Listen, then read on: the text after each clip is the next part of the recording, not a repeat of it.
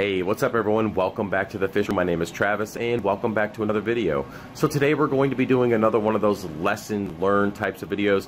Basically, over the years, if I discover something or if I do something wrong or if just something happens while, let's say, I'm on vacation, I like to make a quick video, get that information out to you guys, so hopefully you can avoid the mistakes that I've made along the way. So with that, today we're going to be talking about controlling nitrates and phosphates while you're away from your system. Recently I was on a Brazilian Jiu-Jitsu trip to Puerto Rico for about 5 days, and I thought that I had my nutrients covered with a friend coming to feed just at least once during that time and dosing nitrates, but unfortunately I did not, and I'm starting to see some of the consequences of not being able to control them during my trip. So in this video, I'm going to talk about what I noticed and what I tested for, some lessons learned, as well as what I'm going to do next time, and some food for thought for those of you who might be leaving your system for a few days. Now, with that, long story short, went away, came back, tested my nitrates and phosphates, and saw that my phosphates went from my usual 0.15 to 0.04, which is extremely low. But my nitrates, which I usually keep between 10 to 15 ppm, went up to 6.7 ppm, which, or sorry, 16.7 ppm, which is nothing too crazy. It is what it is. There's not really anything with that. Now, one thing, if you're not familiar with my setup, I do automatically dose nitrates through the Apex dose every single day. I do about 50 milliliters, and I adjust it based on my feeding and what's going on. Now, when it comes to phosphates, or at least adding phosphates to the reef tank, I do put a sheet of nori in every single day, and I have nori in the fish food that I make that you guys have seen me make several times on the channel. So that usually takes care of my nitrates and phosphates, keeps them in a good range. I just dose nitrates because it's just one of those things, even with feeding, I still can't keep the levels where I want them to be, so putting them on the automatic doser has always been a good option. And you guys know that I make my own nitrates and phosphates. I sell that stuff on the website, so I'm easily able to keep a gallon of that stuff on hand all time, you know, dosing it as needed. So basically, I went away and I had a friend come over. He was making sure the reef tank was good, you know, if there's any alarms, anything like that. And I had him feed one sheet of nori because I didn't really think it was such a big deal. It's just one sheet of nori. The fish can go several days without food. I wasn't worried about them starving, and there's always something in the reef tank that they can kind of munch on. So I really wasn't worried about that. But I didn't think that, hey, 4 or 5 days without consistent nori, what would be the impact on the reef tank? And unfortunately, having a big drop in phosphates actually negatively impacted at least one type of coral in this reef, and that is the tort. I like to consider the tort coral, which I keep in several places. I have a nice colony here. I keep a colony in the middle section, and I also keep a colony over here.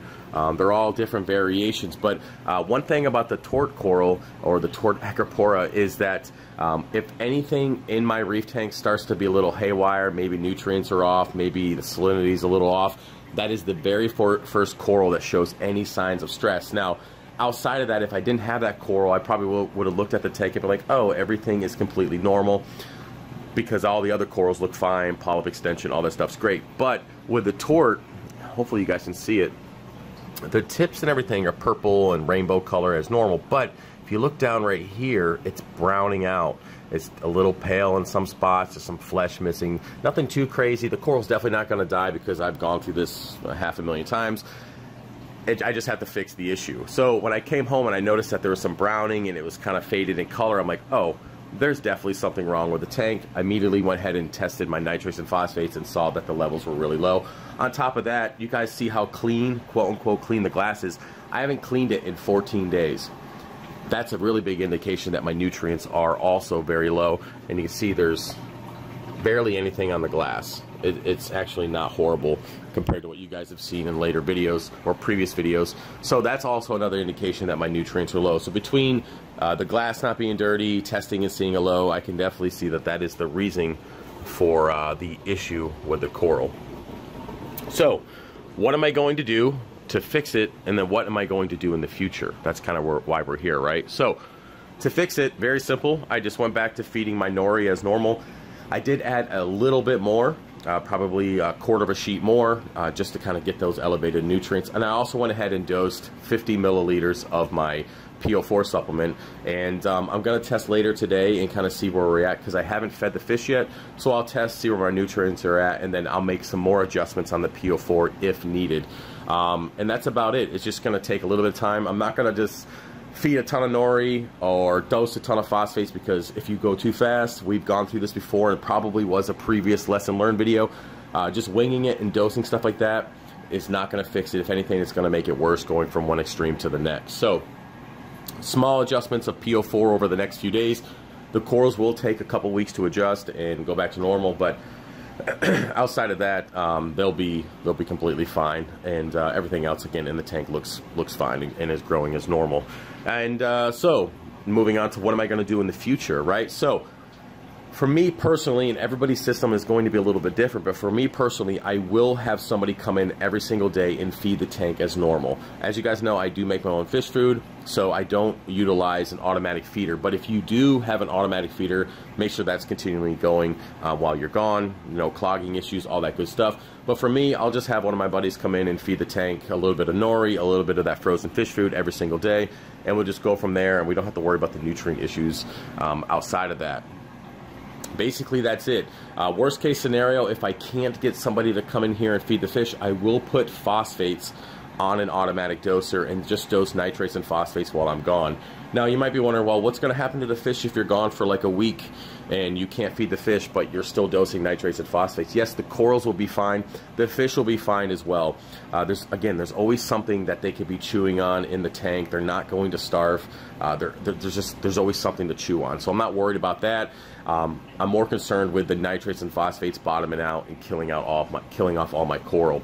So especially if it's just for like a week and a half or so, I mean, the fish will be fine. They're not going to die. But if anything more than that, I'll definitely make sure somebody can come in and at least give them a little bit of food.